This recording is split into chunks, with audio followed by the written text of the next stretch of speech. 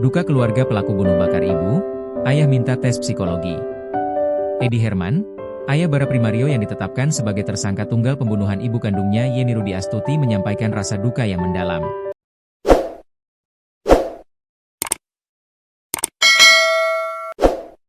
Di tengah proses hukum yang menjerat anaknya dan kematian tragis sang istri, Edi berharap agar pihak berwenang dapat memberikan keringanan hukuman bagi Bara.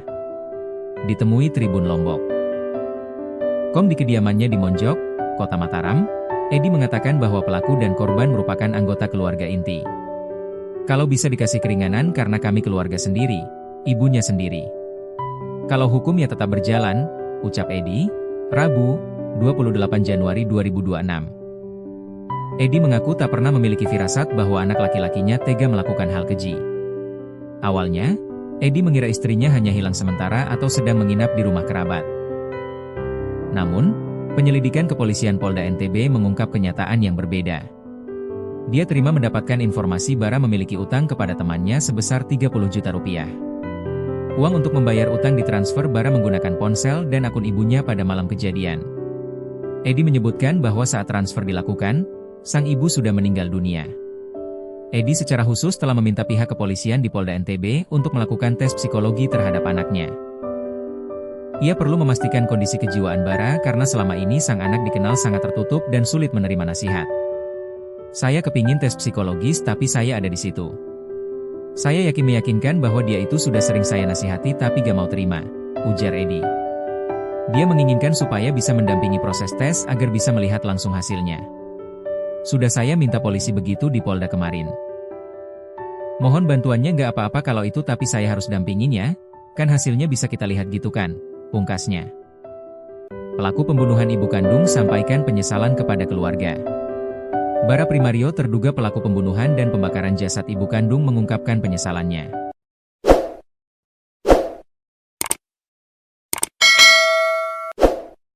Dari keterangan yang diterima tribunlombok.com, sang ayah, Edi Herman mengaku telah bertemu dengan putranya di rumah tahanan rutan Polda NTB saat dia datang membesuk.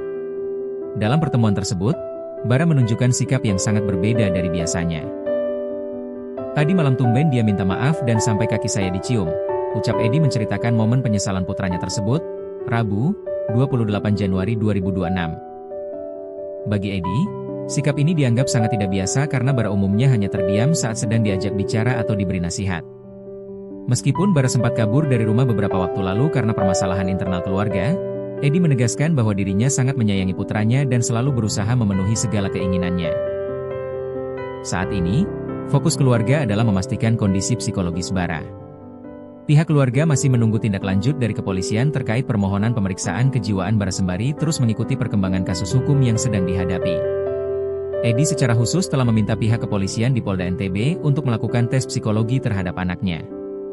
Ia merasa perlu memastikan kondisi kejiwaan Bara karena selama ini sang anak dikenal sangat tertutup dan sulit menerima nasihat.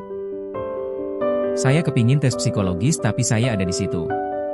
Saya yakin meyakinkan bahwa dia itu sudah sering saya nasihati tapi gak mau terima, ujar Edi, Rabu, 28 Januari 2026, ditemui sebelum pemakaman sang istri. Sudah saya minta polisi begitu di Polda kemarin.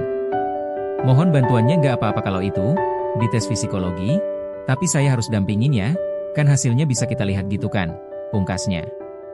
Edi menyampaikan rasa duka yang mendalam atas kepergian sang istri Yeni Rudi Astuti. Di tengah proses hukum yang menjerat anaknya dan kematian tragis sang istri, Edi berharap agar pihak berwenang dapat memberikan keringanan hukuman bagi Bara. Ditemui tribunlombok.com di kediamannya di Monjok, Kota Mataram, Edi mengatakan bahwa pelaku dan korban merupakan anggota keluarga inti. Kalau bisa dikasih keringanan karena kami keluarga sendiri, ibunya sendiri. Kalau hukum ya tetap berjalan, ucap Edi. Edi mengaku tak pernah memiliki firasat bahwa anak laki-lakinya tega melakukan hal keji. Awalnya, Edi mengira istrinya hanya hilang sementara atau sedang menginap di rumah kerabat. Namun, penyelidikan kepolisian Polda NTB mengungkap kenyataan yang berbeda. Dia terima mendapatkan informasi Bara memiliki utang kepada temannya sebesar 30 juta rupiah. Uang untuk membayar utang ditransfer Bara menggunakan ponsel dan akun ibunya pada malam kejadian. Edi menyebutkan bahwa saat transfer dilakukan, sang ibu sudah meninggal dunia. Terduga pelaku tersebut. Ia sudah kami amankan oleh tim Jatanras, kata Arisandi, Selasa, 26 Januari 2026, malam. Namun terkait dengan motif pembunuhan, pihak kepolisian masih mendalami.